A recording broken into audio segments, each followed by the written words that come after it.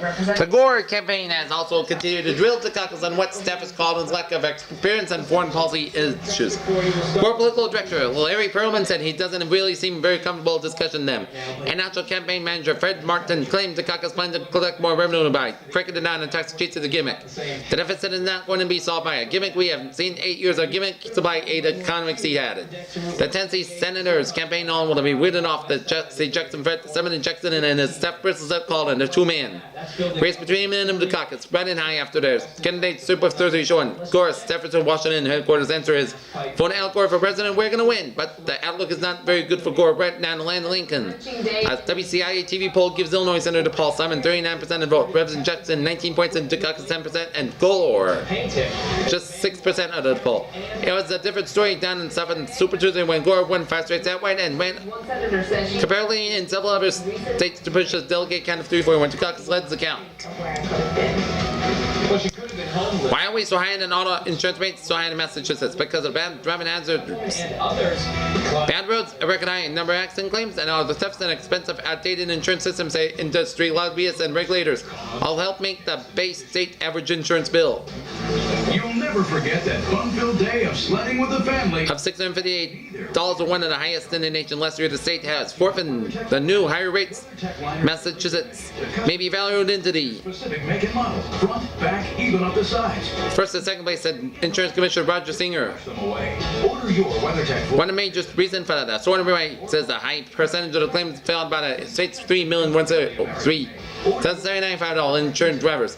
Our claim frequency is 76% higher than the national average, and it's 20% higher than the state in second place, said Jill Flannery, a spokesman for the industry's Massachusetts Automotive Rates Bureau. Nationally recognized. Seconds count. We also have the highest auto theft rate in the nation, according to the FBI. Singer said there were 49,869 cars stolen in Massachusetts last year, according to the State Department of Public Safety. Our roads are congested. About 4% more cars on the roads than there were in 1970, and no new roads for them. The state's heavy load of compulsory coverage also drives up the cost of insurance, said Singer and Flannery. Bay-State drivers are required to have the personal injury protection coverage for uninsured or uninsured motorists and coverage for medical insurance of the driver. A.G. Shannon says the industry is rare one in the Bay-State. So much more. So close. A heroic off-duty Boston police officer nabbed an armed bank robber yesterday after a cloud of red tear gas by my canister hidden within the loop forced the suspect to flee his getaway car. After a foot chase and search the back streets and alleys of South Boston's Pier area, patrolman called Jane Nems 35 arrested Glenn H. Porter Lynn as he emerged from beyond the dumpster. I have my gun drawn. I saw him step up from beyond the dumpster and he told the gun in his hand. I told him, drop the gun, I got any days. Said Nems is a 9-year police veteran. Porter, 20, had been charged with a connection with 11 a.m. armed robbery at a Charlotte Bank on Northern Avenue in South Boston, in which about $1,000 was stolen. Porter was carrying an unloaded 25 caliber automatic pistol reported stolen from Lindholm, police said. Hidden in the bag of cash, Porter allegedly took from the bank with a stack of bills containing a canister of red dye tear gas, which was triggered to explode. By electronic device in the bank store, when the suspect attempted to make his getaway in an 86 Camaro, the car filled with the gasoline was forced to abandon it in the money bag at the corner of Fish Pier Road and trailing away, police said. Nemes was buying fish at Turner Fishes when several police came running to the storefront and reported that red smoke was pouring from the car parked outside. They thought the car was on fire, so I knew immediately what it was. So I went outside and asked people what happened, and they said a man had run away from the car. Which way he went, they pointed it down, trailing away, so I took off that him. Richard said Nemes, father of 2 boys. Nemes said that he ran to the end of the trailing away and searchability to no avail when they ran toward the nearby railroad tracks where he spotted a hole in the fence. I figured he must have gone past the hole, so I went past the short distance from there. I found him coming out from behind the dumpster. School committee president John Nucci said that he ripped Superintendent Levi Wilson's proposed budget as a totally inadequate document yesterday. There are a whole lot of holes and an awful lot of ifs and some maybes in the making everybody feel uncomfortable, Nucci said. Wilson said the $362.1 million spending package a 12% hike from the current budget to the committee. This week, Wilson said that he increased it needed to collected bargaining agreements, new bus monitors on special needs vehicles, and Boston education plan reforms. Wilson refused to comment on any of Nucci's complaints. Wilson wants the committee to okay 5 remaining initiatives in the education plan: vocational education, special education, bilingual education, parent support, and student guidance. But then she said there was no money in the proposed budget to pay the $1 million for improvements for send the school committee into the rest of the spending. He said only $8 million at the current 2009, the Intelligence Committee began for school repairs, while at least $10 million is needed. Some $1.2 million is needed in the budget to pay lunch mothers, but Wilson has designated federal funds that may not be available for that purpose. Two new early education centers are due to be placed under the plan, but the $1.8 million facilities are not in Wilson's budget. That the CIA's search may well have violated the separation of powers principles embodied in the... About 100 people rallied on City Hall Plaza yesterday to protest Thailand's refusal to accept thousands of Vietnamese refugees. Current signs reading, "Don't let us drown." The protesters included many refugees listed various speakers. Mayor Ray Flynn didn't attend, but released a statement noting the tremendous struggles and perils that refugees face. Vietnam has suffered decades of bloodshed, strife, and political oppression. Flynn said, "Thus journey Thailand closed its borders and Vietnamese refugees, a policy which has left these thousands of people with nowhere to go." Flynn said, "Those gathered here today know how important it is to take like countries like Thailand open their arms and welcome news. Indian and basic human rights and a place to live temporarily before moving out to their new homes and in countries throughout the world." Flynn said, "Here in Boston, we are committed to ensuring that refugees are treated with dignity and respect and given a chance to form new lives in a country devoted to ideal freedom." The demonstration called on Thailand to get its refugee policy and in the United States to push for such action. The state may extend the life of emergency shelters for the homeless, which are now scheduled to shut down by the end of next month. If temporary shelter tells us we want to stay open, we'll work with it, provide whatever assistance we can, including funding, said Kerry Fitzgerald, spokesman for the State Department of Public Welfare. "We're in the business of helping homeless people, not making them homeless," she said. The Herald reports yesterday that as many as 450 beds for the homeless at 7 sites, including 4 in Boston and Cambridge, would be lost when funding for the seasonal shelters ran out. However, the new funding for one of these shelters is now being considered, said Fitzgerald, but she said that a 15-bed Congregational First Congregational Church shelter in Cambridge would have to receive the city approval before it could be funded by presented on a permanent basis. Fitzgerald said to the state that converting 22 temporary shelters into permanent operations in the last 5 years. The largest shelter set to close on April 15th is Pine Street Inn's overflow facility in the Commonwealth Armory, which has 360 people. And that this winter for 4 or 5 weeks until the weather really warms up, it's going to be tough for these people, said Pine Street Director Richard Wing. Wing said Pine Street lacks the staff to extend its army operation beyond April 15th. Next year, the overflow shelter to be located still on specified sites should remain open longer from October to June instead of November and April, he said. Andrew Travis, as State Executive Officer of Human Services spokesman, said our current system is extensive enough and strong enough to shelter these who when they need to want it. But if there is a need for additional beds after these 3 programs close, we do everything we can. Travis said it is simply untrue that there are any connection between state budget pressures and the end of funding for shelters always intended to be temporary. We just forget it's there. And sometimes your best adventures... A judge ruled yesterday that the Civil Service Board was wrong when it upheld the Boston Police Department's 1-year suspension of a detective accused of beating a man in Chinatown in 1985. The case drew attention when members of the Boston Chinese community rallied around Long Wang Huang, then 56, who claimed he was punched in the face by Detective Frank Kelly, Jr. In Boston Municipal Court, Judge Theodore Backus overturned said that the state's court in 1987 ruled and said that there was not substantial evidence that Kelly 40 used excessive force in arresting Huang, a Chinese immigrant. Police Commissioner Francis Mickey Roach yesterday said he was reviewing the judge's ruling to decide whether the department will appeal it. The ruling would require the department to reimburse Kelly about $40,000 for a year's lost wages and wipe the suspension from his record, said Kelly's lawyer, Nancy Merrick. This incident was a black mark on Detective Kelly's name, and the judge ruling will move it. We are very pleased, said Merrick. Whether that Kelly did not wish to be interviewed yesterday. The police department ordered Kelly suspended without pay from September 1985 to September 1996 after the department in mental hearing in which various witnesses testified Kelly punched Wang in the face as many as 3 times during an arrest in combat zone on March 1st, 1985. Kelly appealed to its unpaid suspension of 5-member Civil Service Board, which upheld its suspension. Kelly then appealed to the Municipal Court in represented Burroughs Millen. Judge Backus also cited procedures which the manner in which Kelly's appeal was handled. Kelly said he struck Wang with 1 jab at connected after Huang first struck and kicked him and resisted arrest. Several witnesses at the hearing testified that Huang was kicking and throwing punches at Kelly. Huang was hospitalized after an incident and was later found incident charges of soliciting, prostituting, assault, and battering a police officer. A $1 million lawsuit suit Huang filed against Kelly is still pending in federal court. Huang's lawyer, Joe Stenfield, could not be reached for comment yesterday. Not at all. Dan Mahoney, president of Boston Police Detective Benevolent Society, yesterday held the judge's decision. I think that's great. It's a long time in coming, and Frank went for it a lot. I wonder if it's a clever or desperate move. New England Medical Center Executive Judah Curlin is under consideration to become the new commissioner of Boston City Health and Hospitals Department. The health was learned. Curlin confirmed last night that he applied for the Flynn administration post after he was invited to do so by members of the Department Board of Trustees. Any further comments should come from City Hall, she said. Curlin, 42, of Brookline, is the New England Medical Center's vice president for strategic planning and corporate public affairs. She has served as top side to Lieutenant Governor Tom O'Neill, former House Speaker Thomas Tip O'Neill, and former Representative Michael Harrington. She is adjunct professor at Simmons College and she is active with a Democratic State Committee. Others reportedly in consideration for the H&H post include Flint City Business Affairs Director Rosemary Sandstone, Boston lawyer Herbert Glosson, Boston City Hospital Department head Ken Edlin, and H&H official Dr. George Lambert, City Hospital trustee James A. Henley. Louis Pollock resigned the Health and Hospitals post effective last month after 5 years in a $70,830 job, citing the need for change in leadership. Flynn aides have been tight-lipped about their search for the successor to Pollock. State, local, and federal investigators yesterday smashed a private illegal drug dealing ring business that allegedly operated from 15 years from a West Roxbury pharmacy. This pharmacy at 1858 Center Street was shut down by federal marshals and its owner, pharmacist Nicholas Palomeros, was indicted by a Suffolk County grand jury for selling Dodrin, Tylenol, and codeine and Valium for $500 weekly to a store clerk. Also charged with the indictment and sealed yesterday was the clerk Thomas Mason, 30, of Medford, who allegedly consumed some of the pills and sold the rest at the street in potentially evil packages of pills. County called Pax Massachusetts State Police Corporal William Brown said Pax sale for about $25 and contained 8 pills that are swallowed together to create a heroin-type pie. An affidavit filed by Brown said that the Federal Drug Enforcement Administration was tipped off to the drug operation in East Pharmacy by a friend of Mason's, who was upset after her daughter became ill from drugs Mason left her at her house.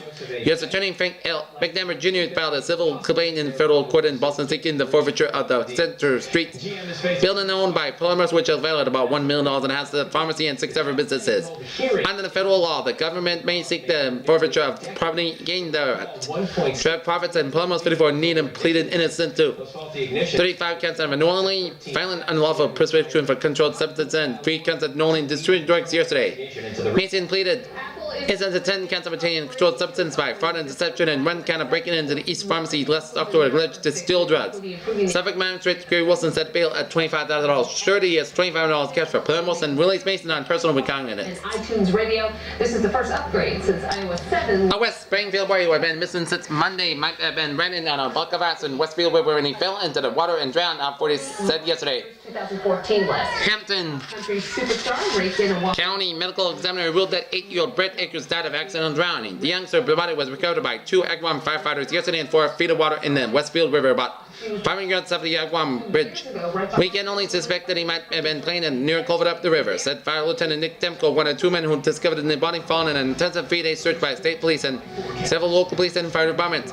We have our assumption he might have been riding on the black device of the river. A lot of kids do that, Demko added, and it is ruled out that any foul play in the drowning. Akers was reported missing at 6 p.m. Monday by his mother, Vanessa Bus. 2 hours earlier, the boy was wearing blue jeans, gray high-top sneakers, and a brown leather jacket with several Top Gun patches and told his babysitting he was going out to play after completing his homework, police said. Judd Bus, the youngest boy's stepfather, told reporters that the babysitter was instructed the boy not wander from the house at 463 Cold Spring Avenue because they were going out for 15 minutes. The babysitter later searched for their but could not find the Memorial School 3rd grader, the stepfather said, after the boy's mother reported an incident for his lunch in intensive air and ground search but failed to locate the youngster until this morning when Demko Agawam firefighter Robert Briggs spotted the boy's high-top sneakers taken out of the water in the Westfield River. Demko said the body was fully clothed and none of the boy's possessions were missing except for his thick bifocal glasses. Funeral arrangements for Brett were incomplete yesterday, Ms. Bus said. Republican lawmakers yesterday called for an extension inning to glance at the pertain and return nomination papers for candidates in the current Massachusetts House elections. Claim redrawn in the state's 160 represented districts given an incumbent a district advantage of. That said, House Minority Leader Stephen Pierce Republican of Westfield. This is one of the issues where we don't want the public to think that the process has been rigged in any way to favor the incumbents. Favor party Pierce a 3-judge panel last month blocked the distribution of nomination papers for candidates who want to center the race in November election. The action was taken after the panel struck down the original district map because roughly 39% of the districts contain too many people. The new district map is expected to be on the House floor to debate on Monday. When the nomination papers are released, they are scheduled to return to the Secretary of State's office by May 31st. Maybe a mix or some snow, Monadnock region of New Hampshire, but in Massachusetts, it just looks like a little... Middlesex County Grand Jury yesterday failed in that 5 Bentley College students who pleaded innocent to charges they gang raped and intoxicated women in a dormitory in January. The jury in which the defendant reviewed testimony and evidence against the defendants for 5 days returned no bills of indictment against the students Michael Carney, 19, Madeline Leonard, 19, Turnstone, 18, John Vermills, 18, not 19, and Geoffrey Warburton, 18. The teenagers were charged with aggravated rape after an 18-year-old woman claimed that he assaulted her in Bentley City Hall. Dormitory and train transfer related to the decision according to the decision attorney. The confirms when I said in the very first day was in court that my client was innocent, said lawyer Thomas Maine, who presented Navarro. I think it's hard to speculate on what did happen to me out of it. I think the jury figured out that there was no evidence of any crime, no evidence of any force, no evidence of any joining together in game rape. There being none of that. When there was a on Thursday when it's a done deal, could be anywhere. hastily country strain, and that was quickly investigated by the Bentley and Waltham police, and that then the job is the first place my account. But I haven't been embarrassed with being charged and hauled in the court. Both. And then you have a strict... Waltham and Bentley police refused to comment on the case. May would said his client had no sexual contact of any kind with the women and that legal charges against the police is being considered. According to the police report, the woman made the report after she lost consciousness in the dorm room where she intoxicated. She left alone with a man. And northern Maine as well. It's going to be quite a potent storm. Here's that temperature drop that starts to come tomorrow night. And look how quick it does. In news lines, the state Supreme Judicial Court yesterday upheld the conviction of 4 men sent to jail in 1983 Big Dan's barroom gang rape case in New Bedford. Namus Willen, the justice rejected the defense arguments about the fairness of the trial that after a woman claimed she was raped in a New Bedford bar while I was watching cheered. The rail affirmed the convictions handled down in 1983 against defendants Victor Raposo, Daniel Sylvia, John Cordero, and Joseph Year, all of New Bedford. Their prison sentence ranged from 6 to 12 years. The case drew national media attention as well as angry protests from women's groups. David Rockler and Attorney Revere said yesterday's awful that he had not seen the state Supreme Court willing to appeal it. A legislature from Maine and never from the New York have joined forces in the attempt to halt the Massachusetts Port Authority's plan to raise landing fees at Logan Airport. Representative Sharon Robert, Republican in New York, and Representative Olympia Snow, Republican in Maine, have filed a bill seeking a 6-month moratorium on Massport's proposed program for airport efficiency capacity pace. According to Brandon, Snow Pace is designed to drive small aircraft and small airliner operations out of Logan. Washington and House Committee agreed to proposal yesterday to raise the minimum wage to $5.05 an hour by 1992, but delayed final passage on overall legislation until next week. The House Education and Labor Committee voted 18 and 14 and added an additional annual increase to a minimum wage bill that would push the base wage from the current $3.35 an hour to $3.85 an hour next year, $4.25 an hour in 1990, and $4.65 an hour by 1991. And enacted the law, the legislation would mark the first increase in the minimum wage in more than 7 years. Boston business leaders yesterday met with city officials to plan ways to get commuters into the hub without traffic jams, particularly during the Central Artery construction. Mayor Ray Flynn and Transportation Commissioner Richard Domino told the 75 businessmen that 500,000 vehicles travel about the city daily. Pretty long before you get to zero. Mayor Ray Flynn will unveil another phase of the Boston plan for the excellence of the public schools today.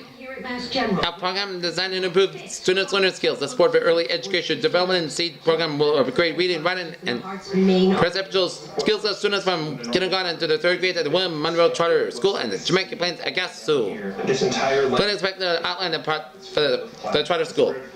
Okay, sports time, Bob Lobel. Okay, thank you, Bob. Thank you, Joyce and David. Tonight, the Boston College's quest for a Big East title is over. Thanks to the Syracuse Andrew who defeat the Boston College Eagles at Madison Square Garden in New York 67-53. Tonight, the Boston Celtics will be at Hartford taking on the Indiana Pacers with Bill Walton out with an injured foot and Robert Parrish on the injury list with an injured back out for Boston, none for Indiana. With Parrish out the Boston person back in Indiana and a home game being played in Hartford, the Celtics need to buckle down, particularly in inside defense. There. Seeing people be able to break out of that cycle of shortness of breath. Okay, St. Lawrence and Vermont. Okay, the ECAC Reversing. tournament will get underway. Great, doesn't he? At 6 p.m. in about 8 minutes from now, with St. Lawrence and Vermont facing each other at 6 p.m. at the Garden. And at 9 p.m. will be Harvard and Clarkson at the Garden. So it should be an exciting hockey tonight at the Garden while the Celtics down in Hartford here. Bruins trainer Jim Nergan has said that the team minus 1 week in Canada for Gordon Kluzak's return to the lineup. That's the new goal we've set. Kluzak, who yesterday had ice bags draped around both knees and after taking his turn on the station back. The names in question in his right one, and it's kept Kozak out of the Bruins lineup since February 12th. It looked so innocent, it didn't feel that bad. Everyone thought, including myself, that it is not a serious split. It was you. Joel tear that usually takes 4 to 6 weeks, said Kozak, who was hurt after a crash and awkward in the boards in a game against the Edmonton Oilers. The Bruins are gone 4-6-1 without Kozak in the lineup. All I can do is make a shot 100%. I played the Bruins defenseman said I can play the last 9 games and I'm ready for the playoffs. That's what important. Kozak is hoping to resume skating within the next day or two. Now Stoneham's Liz Norton is being honored at the national stage as an Winter even Florida. The first serious setback for the spring hit the Red Sox yesterday when Ellis Burks was pulled into Boston to undergo ankle surgery, which could keep him out in the lineup for 2 months. The Boston center fielder has a loose chip on his outside of his right ankle. He is scheduled to be operated on at the University Medical Center in the UMass Medical Center in Worcester today. Dr. Arthur Pappas, the team's physician, will perform the surgery, said Burks is expected to be lost for 2 months. Atlanta, Florida, no longer really for the phenomenon. No, Brady Anderson appears a five-way title. Stood the fielder. The trouble happens to be certainly is loose down. In common Ellis Burks, this one had to go to ankle surgery, which will sideline up to 8 weeks. But Anderson about us had played. 24-year-old also happens to be extruded as a shape of its left guard. Went to work yesterday. Tinkerfield will probably sadly same magnitude as all spring. Carpet completely installed for just $15.88. Call 888-400. Play of game is the most speaker called the Patriots ownership battle after a conference call between Judge Helen Flannery and attorneys Robert Papio and Joel Kozal. Nevin continues to dread the Norfolk County Superior Court case between the Fredberry Judge Charter Group and the Sullivan family over the control of the New England Patriots. The case is scheduled to say at 2 p.m. Monday. By the time all parties, including Judge Flannery, expect to be up speed to the dizzy about of documentation because necessary to complete the free certain deals between the Murrays and Sullivan that there's still no third party that's supposed to be resulted in the Murrays dropping their lawsuit. Paperwork is the law of oxygen to life on the earth, and apparently it's to pose deals been traded to threaten America's forest reserves. Okay, now, Dave Murray. Take it away, Dave. Okay, thank you, Mr. Lobel. Right now, our current conditions at. According to the 6 o'clock hour around the region, it's 45 in Boston and in Bedford. It's 30 in Worcester, 41 in Springfield, 44 in Winslow, Wayne, and Hartford, 45 in New Haven, 49 in Providence. Strength. We're proud to help patients. 47 in Warwick, it's 46 in New Bedford, 44 in Hyannis, 42 in Nantucket, 45 in New Haven, 49 in Bridgeport, 49 in New York City, 45 in Albany, 25 in Plattsburgh, 24 in Burlington, Vermont, 23 in Montreal, Vermont, 18 in Montreal, 7 in Washington, Vermont, New Hampshire, 33 in Laconia, 38 in Cork, New Hampshire, 40 in Manchester, and 40 in Portsmouth, New Hampshire, 35 in Portland, Maine, 32 in Brunswick, Maine, 20 in Lewiston, Maine, and 23 in Bangor, Maine. Here. Okay, let's take a look. Is helping others go the distance. News Center 5's Erica Taranto has the story. And a forecast warm condition for much of the southeastern, for much of the eastern portion of the United States, with chill skies up in northern New England and west. Snowstorm from the Rockies stretching out to the Dakotas and up in Minnesota, while rain showers in the eastern Minnesota and northern Illinois. Icy conditions in western Kansas and some slight snow in North Dakota, down for Wyoming and down to Utah, down for northern New Mexico and northwest Texas Panhandle. Clear and windy skies in the southwest and cold skies out in the northwest. High pressure in southern Oregon and the Carolinas, low pressure down in Nebraska, bringing some storminess. people with job opportunities more quickly, giving a better shot of climbing. Okay, forecast for Greater Boston vicinity will go like this. Tonight, clear and cold, low about 25 to 30 degrees. Tomorrow, mostly sunny, mild high in the mid 40s. For Cape Cod, tonight, clear and cold, low and near 30. Tomorrow, mostly sunny, highs in the mid 40s. Like Jewish Vocational Services. 7 New England tonight, clear and cold, lows in the mid 20s, mid to low 30s. And tomorrow, mostly sunny skies with highs in the mid 40s. In Buzzard Bay, small craft advisory, northwest winds about 20-30 knots steady, and tonight sees 2 to 4 feet. Pictures tonight, clear and cold, low 20-25. Tomorrow, mostly sunny skies, highs in the low 40s. Northern New England, cloud and cold, lows in the low. Tonight, for Northern New England, cloudy and cold, lows 5 to 15, and tomorrow, sunny mild high, 35 to 40 degrees. XM forecast Sunday, chance of showers, but highs in the 40s and lows in the mid 20s to low 30s. Monday, chance of showers, highs in the 30s, and Tuesday, chance of showers, highs in the 40 degrees. There. They're not willing. Low tide 10:55 p.m. They just need the direction. And it's working. Sunset 5:46 p.m. I'm out. People in the Boston program. 11 minutes ago, and moonset 9:57 a.m. Security guards and food prep. Headlines on about 5:46 p.m. and new moon March 17th, 9:03 p.m. First quarter March 24th at 11:42 p.m. Full moon April 2nd and 4th. 22 a.m. and last quarter March 11th, 5:57 a.m. and today's air quality satisfactory at Borden and Boston Harbor. Small craft advisory, northwest winds 20 to 30 knots today and tonight. Seas 1 to 2 feet. And that's coming in for live and important as March 11, 1980. I'm Dave Woodman, outside Joe Square. Eyewitness News at 6 with Jack and Liz in the game starts right now. Crash. The man at the controls.